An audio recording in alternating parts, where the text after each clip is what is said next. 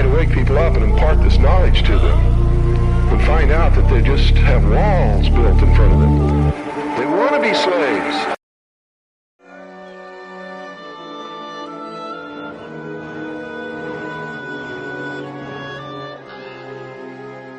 Well, sir, you've certainly vanquished all your enemies, the elementary school, the local tavern, the old age home. You must be very proud. No, not while my greatest nemesis still provides our customers with free light, heat, and energy.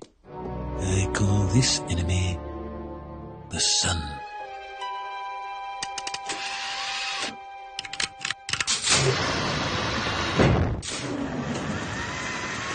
Since the beginning of time, man has yearned to destroy the sun. I will do the next best thing. Block it out.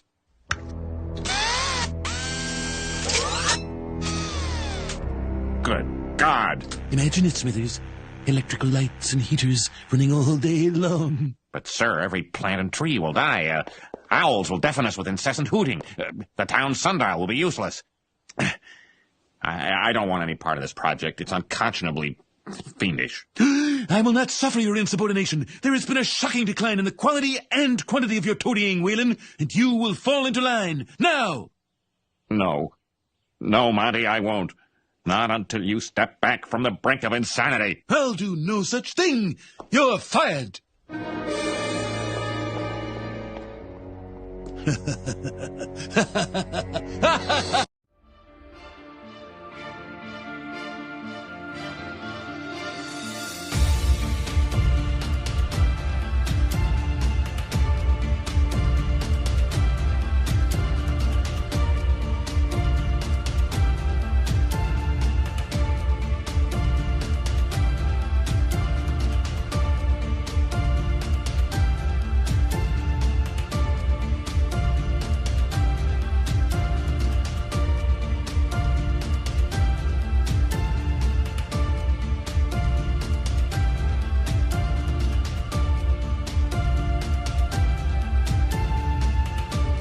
Sunlight reduces the size of internal cancerous tumors.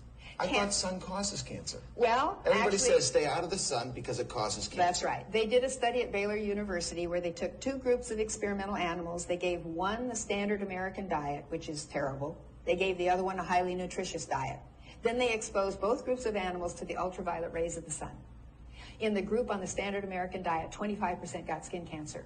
In the group on the highly nutritious diet, not one animal got skin cancer. It's the way we're eating. Skin cancer is a relatively new phenomenon in the last 60 years or so, and yet our ancestors for hundreds of years have been living outdoors, working outdoors, and they didn't get skin cancer. It's a new phenomenon. Vitamin D is literally nothing short of a miracle. It's a God-given miracle. It's a part of the natural plan. We were designed to be exposed to the sun. Unlike most any dermatologist you will see who will warn you and say, plead with you to stay out of the sun because of their fear of getting a skin cancer, which was in most likelihood, yes, people die from skin cancer, but not many. It's a small fraction, probably less than 1% of the people who die from lack of sun exposure and getting other cancers like prostate and lung and cancer and all these other malignancies, so breast cancers. So the vitamin D, we did not understand or appreciate its full value until this century.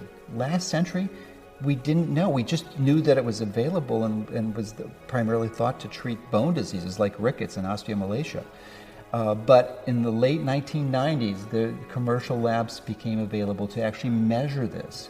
So they were able to do studies and they found out, oh my gosh, 95% of people don't have ideal levels of vitamin D.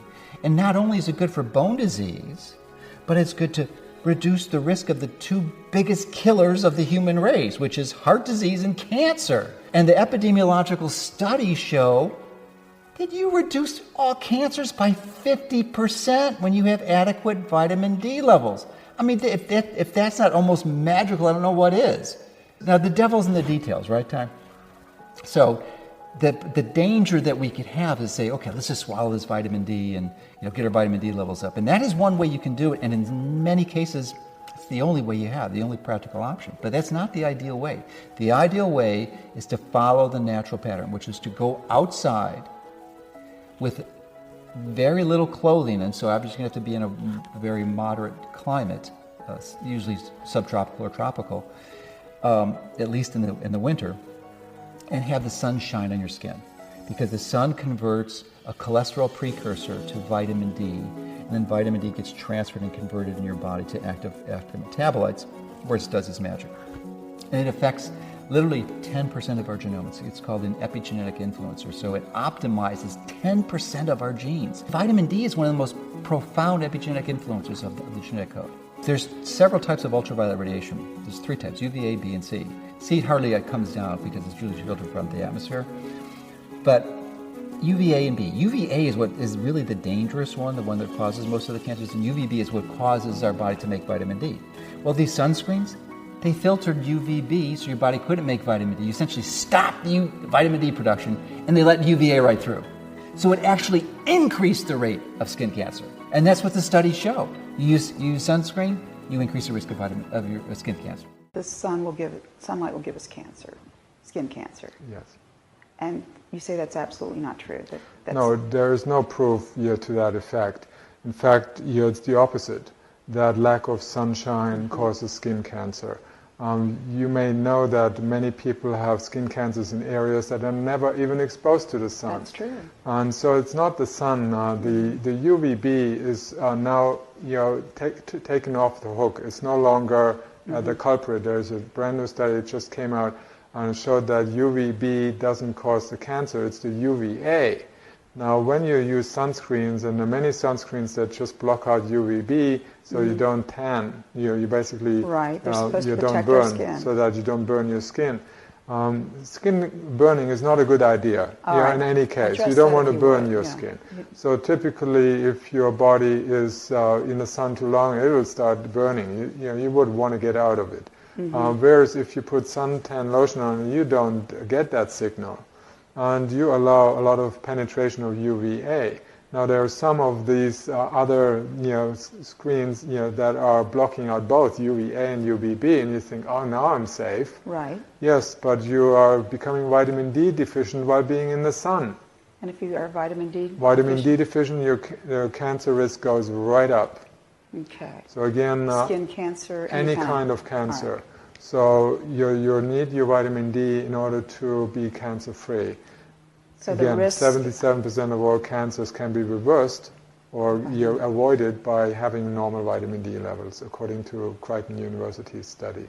Okay, so you shouldn't get sunburn. You should avoid that. But if you're not wearing sunscreen, your body will tell you if you're getting too much. Yes, the body will, once your skin starts reddening, that's the time to go out.